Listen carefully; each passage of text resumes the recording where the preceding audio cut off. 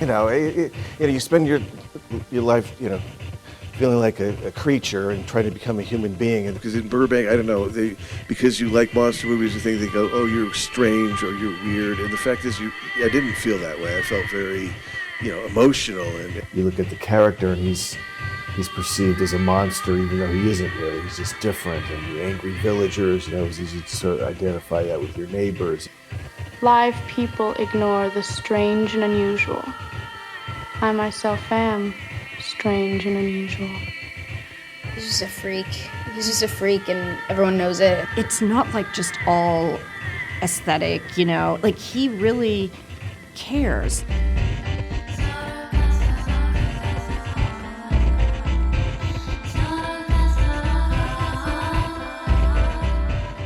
Burbank, California. A bright, conformist suburb and the place Tim Burton spent his whole life quietly refusing to belong to.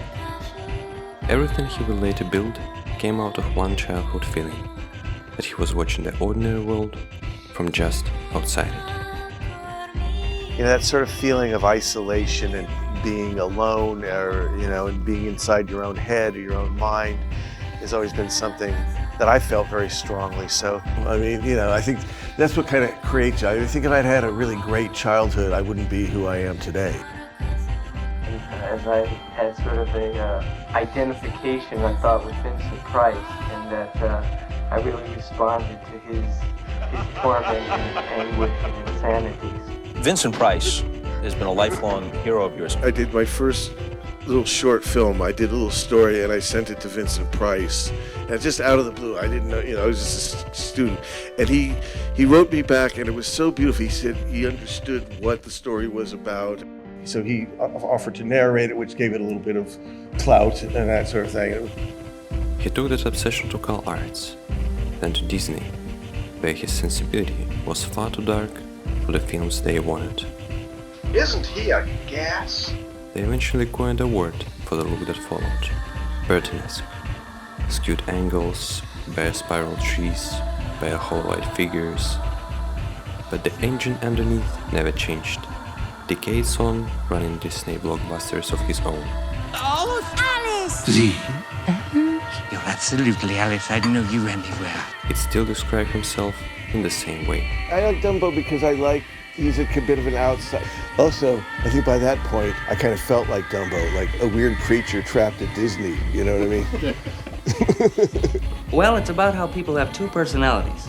The side they show to the world, and then the secret person they hide inside.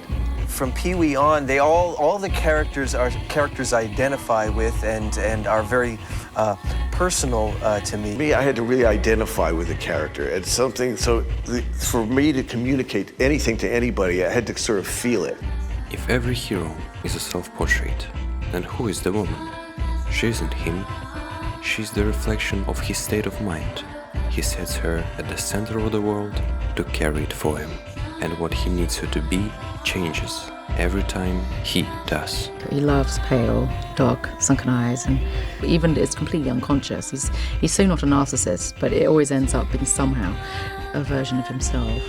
He was the first director who ever asked me what I thought, when I was 15. So the Muse was never just the woman beside him. She's whichever part of himself a film needs at its center. And that need keeps changing. First, a pair of eyes to see the strange world. Then a body to become it. Then a danger that can make it hurt. And then, decades later, the eyes again. Only now they look back. 4 faces, and it begins with a girl who could see the dead.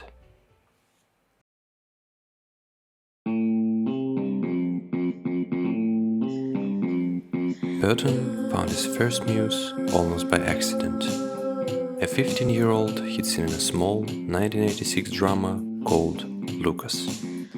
He didn't need a star, he needed a pair of eyes the audience could follow into the strange world. He has said what drew him to her was simple. She could carry a whole soul in a look, without a single line, and she reminded him of how he'd felt as a kid.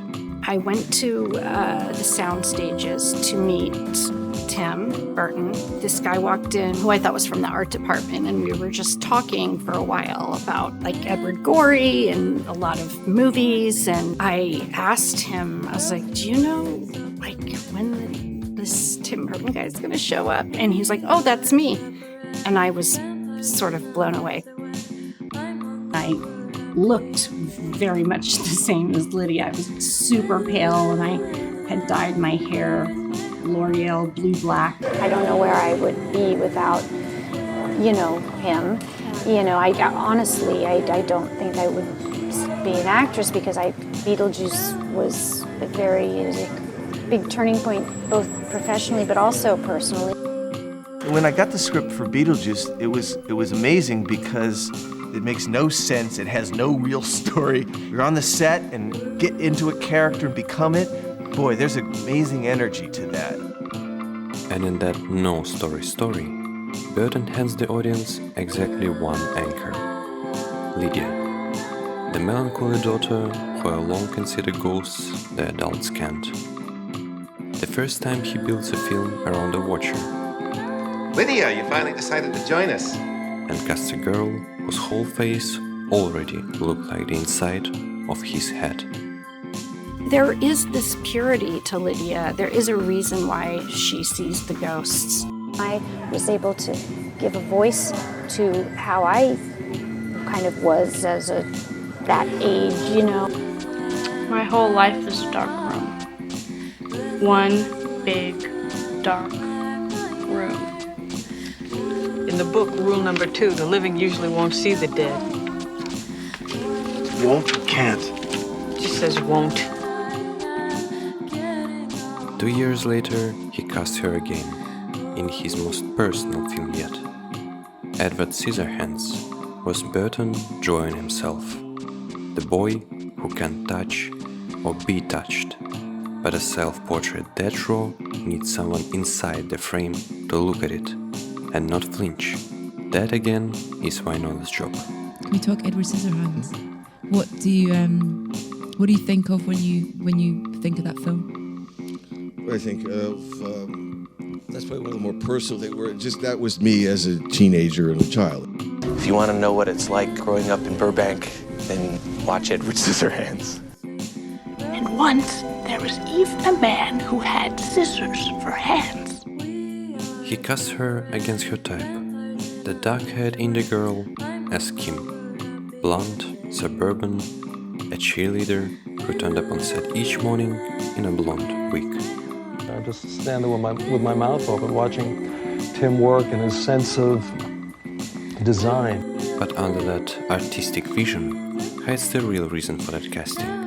In a whole town that gawks at Edward, Kim is the only one who actually sees him. Every other character in the movie sort of welcomes him in a very bizarre way. Like they welcome him into the house and the town and the neighbors. And it's almost like when somebody famous comes home. And Kim is the only one who really has, I feel, who really has a really honest response to him. Twice now, the same job. In Beetlejuice, she's the only one who sees the dead. In Scissorhands, the only one who sees the man behind the blades. Burton doesn't cast Winona to be the strange thing. He casts her to see it, clearly, without fear, the way he wishes the world had seen him. Her eyes are his eyes. The question is, why it works? Why her? And she's just got a simplicity and a purity that I like very much, and a risk-taking. She likes to be risky and simple at the same time. She's an actress that likes strange subject matter and just trying to give it some reality. Tim has such a beautiful and unique understanding of the human heart. He knows the heartache of the misunderstood, the strange and unusual. He doesn't just understand them, he celebrates them. He gives them depth, humor, and he gives them their dignity. That's the first muse. Not the strange thing in a frame, but the pair of eyes that understands it. The observer, however, grew up, and Burton's world was about to stop being something a girl looks at from the edge. It was about to find someone who'd walk straight in the center of it. Someone he would also marry. Someone has stolen three of my tarts! In 2001, on the set of Planet of Apes, Burton met Helena Bonham Carter, who replaced Lisa Marie, his muse of the 90s, who never became the one. Over the next 13 years, she would appear in 7 of his films and become the mother of his 2 children. The muse stopped being the eyes at the edge of the frame. She became the gothic world itself. Witch, corpse bride, murderous baker, tyrant queen. Ryder watched Burton's strange world from its edge. But what happens to a muse when the director stops needing the eyes to look at his world and starts needing a body to be it? My little boy once said, he said, like, Mum, are you playing the witch or the queen tomorrow? And I just thought, like, that sums up my life. Tim's always got such a bold vision. I love what he's doing with the film. He's somebody who I think just doesn't have much truck with ordinariness of life, needs to sort of embellish it and make it more exciting and make it larger than life. You're mad, bonkers, off your head. But I'll tell you a secret. All the best people are. I was a bride. My dreams were taken from me. But I have secrets. Secrets will make the hairs on your arm stand straight up. It's far better to be feared than loved. Their films made her almost literally a creature of myth. In Big Fish and Iron Man's life told as tall tales. Burton cast Carter as both the real woman and the witch from the imagination. Carter becomes the fable, as well as the thread between real and mystical world. What's real and what's not real, and sometimes those lines can be blurred. They'll be won over by storytelling and magical nature of it. She became something of a legend herself. And the story ended where it began. And the role she'd won since she was a child was the most gothic of all. Miss Lovett in Sweeney Todd, the baker of London's worst meat pies. Sondheim held casting approval and was uneasy about a non-singer who was also director's partner. I didn't want to, feel like I got it just because I slept with him, so... She sent tape after tape before he signed off. These are probably the worst pies in London. I should know, I make them, but good luck. The worst pies in London. Mrs. Lovett, I wanted to be her since I was 11. And I went around apparently in Mrs. Lovett hairdos. He told me, look, you look right for it, you're potentially very right for it, but we have no idea if you can sing, so... Because I've always wanted to be in a musical, but I've always loved Sondheim. I thought I've got 3 months, I've got nothing to lose. If I don't get it, it's understandable. You can't necessarily learn how to sing in 3 months. We had a lot of laughs, but there were times when working together was not harmonious on Sweeney. It might have been the subject matter, Tim sort of identified with Sweeney and I was playing Mrs. Lovett, so... Life is for the alive, my dear. We could have a life, us too. Maybe not like I dreamed. But we could get by. During the filming of Sweeney Todd, their relationship was slowly cracking. But at some point of that whole Carter period, Tim Burton certainly was at his most settled. In love, raising a family, building his biggest, most ornate worlds. There's a sort of a grand intimacy about things, it's done, all those movies are done on a beautiful, artful scale, and yet the themes and the emotions are try to be simple and human and relatable. Actually, he does call me Chief at home, without irony. He wants to have decisions made for him at home. For 13 years, she didn't just act in Burton's world. She was it, on screen and at home, all the way up to $1 billion Alice. And then, in 2014, their relationship quietly ended. But the myth she'd become did not. And that's the strange mercy of a fable. It outlives the people who made it. Their last film together had already shown the door. In a single frame, the gothic dame met someone newer, colder and far more dangerous.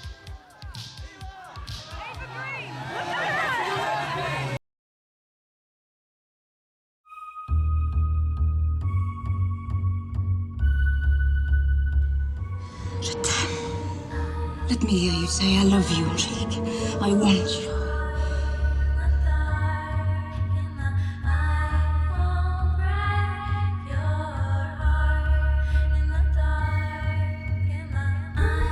By 2012, Tim Burton had won. Alice just made $1 billion. The gothic that once got him called too weird for Disney was now a Disney machine. The skewed angles, the pale hollow eyes, a brand you could buy in a lunchbox. Safe. And then the dark shadows dropped a new face into the frame. And the reviewers kept saying the same strange thing. The best part of the movie is the one part the movie can't control. What was it like to get into the mindset of someone as bonkers as Angelique? My character, Angelique, is quite far from the original character, so I decided to kind of create my own character. I kind of got inspired by many things, you know, like the music of Janis Joplin, and also Betty Davis in her bonkers roles. Jack Nicholson also sometimes for his, he's always on the edge.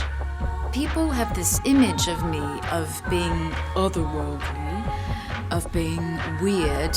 I've always admired Tim Burton. It's always been my dream, absolute dream to work with him. I'm gonna destroy everything you love. And you're gonna take some more time to think about us. See you in a couple centuries, little boy. If I can't have you, my love, I'll destroy you. But the thing that actually woke the films up wasn't the menace. It was what kept cracking underneath it. There's also something quite human about her. I think she may be the baddie, but she's kind of a damaged character, damaged by love. You should have loved me, Barnabas. None of this would have happened if you just loved me. Critics shrugged at the movie, but singled her out anyway. Sexy and scary, the adult charge that snapped Burton's late work awake. She even changed how he worked. Green said he directed her so closely on Dark Shadows, it could almost have been a play, something, she felt, he'd never really done before. For their reunion, Miss Peregrine's Home for Peculiar Children, the pitch was as loose as ever. No script, he just mailed her the book with one note.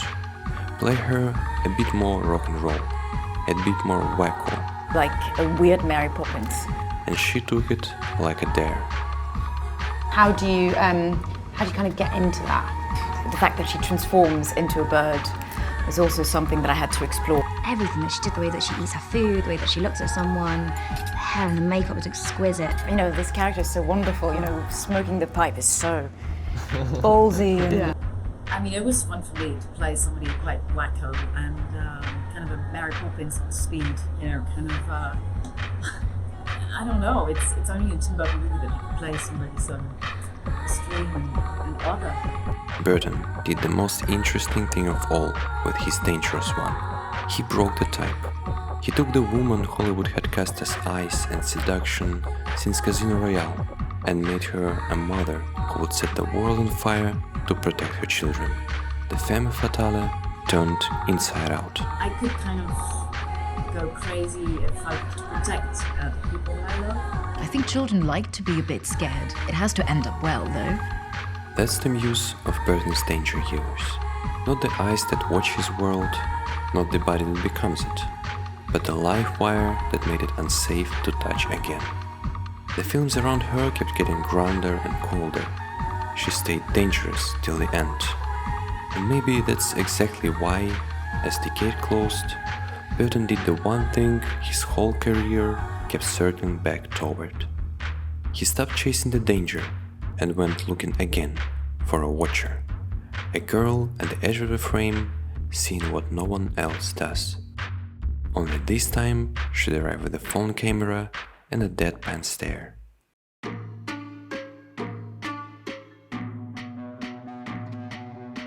After decades circling the Addams family, Burton said yes to Wednesday within days. What hooked him was recognition.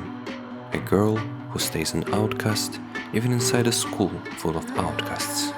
And in Jenna Ortega, he found something he'd been describing since 1988, a face that could carry a scene in total stillness.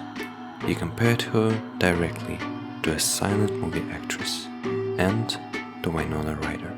You know, you can't ask somebody to be Wednesday. She's got to kind of just be it. And, you know, Jenna has that.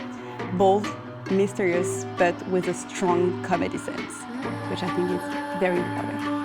She started out doing Disney, yeah. Right? Which is always makes me laugh that she was like this Disney girl, and then all of a sudden she's into horror movies and Wednesday. It's like perfect. It's a perfect career arc. A generation after Lydia, Burton's new outsider doesn't emote. She withholds. No blinking, no smile, no flinch. So what does it mean in a culture that demands you perform happiness to build a heroine out of refusal? Very still, no swinging of the arms, perfect posture, no blinking, you know, like it was a whole... I think also being like a child actor, so much of what I was taught growing up was putting yourself out there and overexerting yourself, and if you weren't smiling, then you were mean and terrible. Ryder's Lydia felt her way through a strange world. Ortega's Wednesday refuses to feel anything on cue, and that refusal is the whole joke and the whole point. Same outsider eyes a generation later. The watcher who's done performing for the world that demands a smile.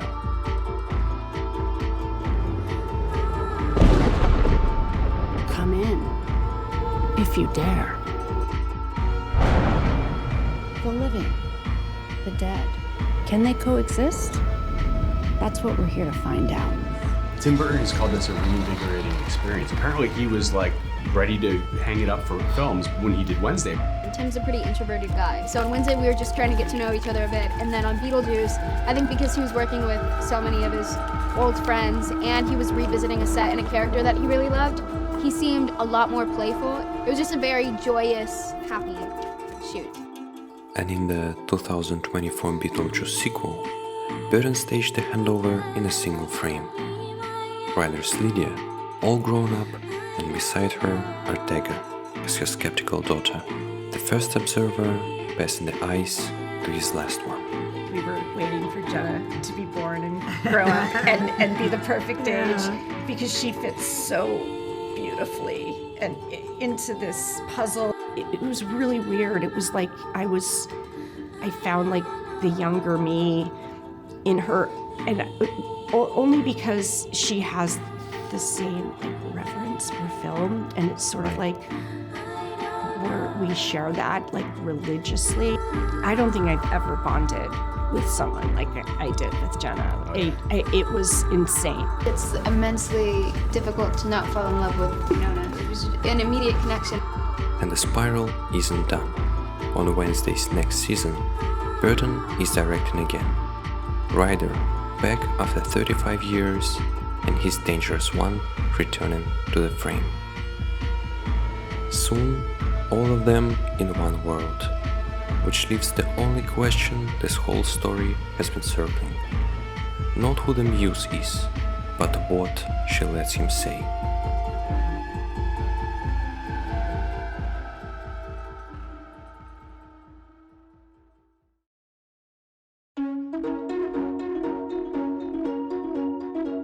Four faces, 4 decades, and behind them, one man learning to look at his own strange world. The Muse was never just a woman beside the director. She was the mirror of his face, the part of himself each film set at its center. The eyes that first saw the strange world, the body that became it, the danger that made it hurt, the eyes again, looking back. Ryder began the myth, Carter became its body, Green was its danger, Ortega is its echo. It's a fable, is what it is. It's Joseph Campbell had a bunch of definitions for fairy tales, fables, and so forth. And a fable is a story that people don't necessarily believe, but that they understand. When first day when I saw Winona and Catherine on the set, I got very emotional, you know. He's the same guy, you know. I mean, he's just such a genius, you know. It's just special, most special experience. He keeps calling them back into the same world again and again. The spiral isn't finished. It rarely is. And the story ended where it began.